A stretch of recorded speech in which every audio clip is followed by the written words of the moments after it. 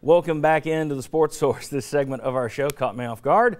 It's brought to you by our friends at Madisonville Marine. And hey, this week, Thursday through Sunday, it's the boat show at the Knoxville Convention Center right downtown. As a hint that spring and boat season is just around the corner, it should be in the 50s next weekend. That's pretty good. Rebates on select models of G3s up to $1,500. Rebates on select models of Skeeter boats up to $3,000. Great deals on Yamaha motors and darn near every brand of boat imaginable.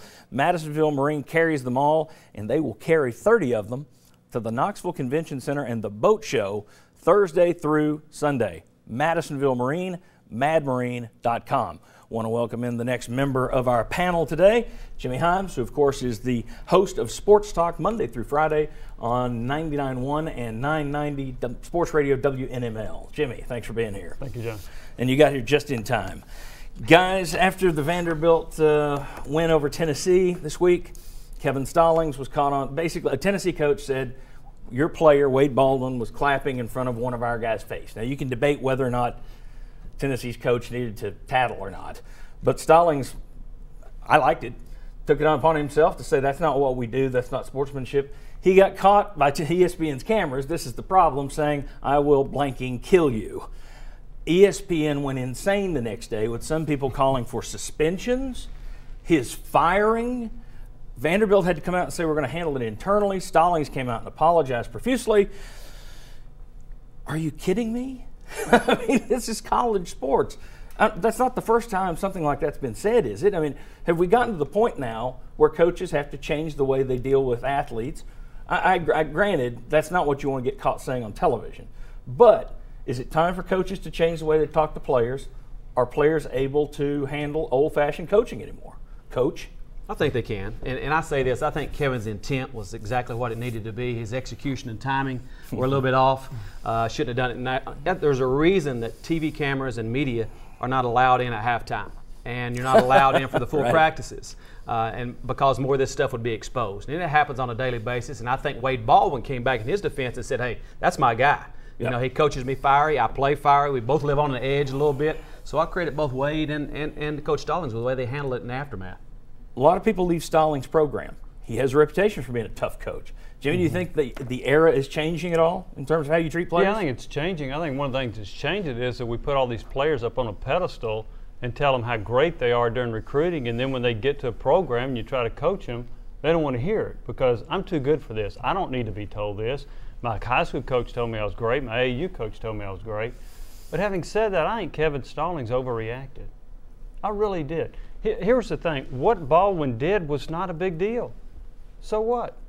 I didn't think he went in the guy's face and clapped and deserved – I just thought that was a very minor deal. Stallings didn't even see it. He was just going by what he was told, which is the problem. That's why he overreacted to me. And it blew an emotional high for him for winning that game. Yes, you know, he's excited about winning that game. All of a sudden, this guy does something to take away from their win, and so he goes nuts because he thinks he's in control of the situation all of a sudden. So if you got a problem, talk to him in the locker room, and if you got the problem, then tell him you go to their locker room and you apologize. Right, exactly. But I thought Stallings' overreaction led to a much more controversial situation than what it should have been.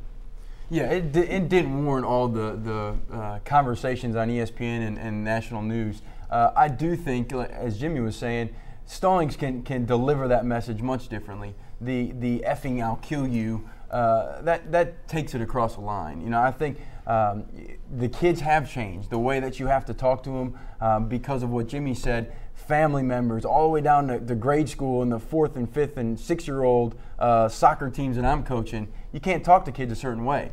Everybody's got to win a trophy. I mean, I wouldn't expect you to say I'll blanking kill you to a 6-year-old. Definitely wouldn't say that. But it's just changed. But you thought it. Yeah. But I think it was completely overblown. But I don't think that conversation and the way he handled that was the proper way. Well, I agree with that. I mean, I have no problem though with him saying we're going to win with class, and that's basically what he was going for. He overshot the mark. However, I talked to several people this week. When this went down, I had already talked to some folks last week earlier in the week about Tennessee, because there's a faction of people out there who have latched on to a couple of the people who are transferring out, who've tweeted or said or rumored it out, leaked it out, that Butch is a meanie. Butch Jones is mean to me. He talks mean to the players. Talked to a couple of folks, talked to one former Vol football player who's on our team, and he said, some of these players today, Can't handle it. Get lost. Leave. Can't take it. Get out. My feeling is, you do have players that are leaving because they, as you say, I've been given a trophy at every level. I am the greatest gift to basketball or football, so I'm getting out of here. I don't know if that's a really good step that we're taking in terms of college athlete. I mean, obviously Bobby Knight took things a bridge too far, but are these guys thinking Nick Saban is some sweetheart out there? I mean, do they think Mike Krzyzewski is going to blow them kisses across the court? I mean, at some point you have to be able to hold up the old school coaching, don't you? Yeah, you do. And the thing that happens too, and that prospects and high school coaches and parents need to understand, that you're going to be recruited in one way and told how good you are and put an arm around you and all this.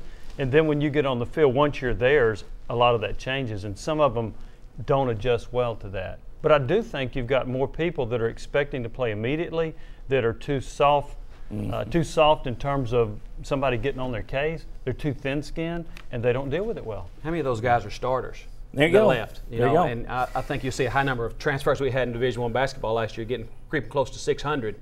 And there's a good chance a lot of those guys weren't starters either. One guy I talked to on the former football player who played under Butch Jones, sent me a text and just said, "Get back to me when Josh Dobbs or Kurt Magid quits." You don't see those guys quitting. You see third stringers behind other freshmen quitting.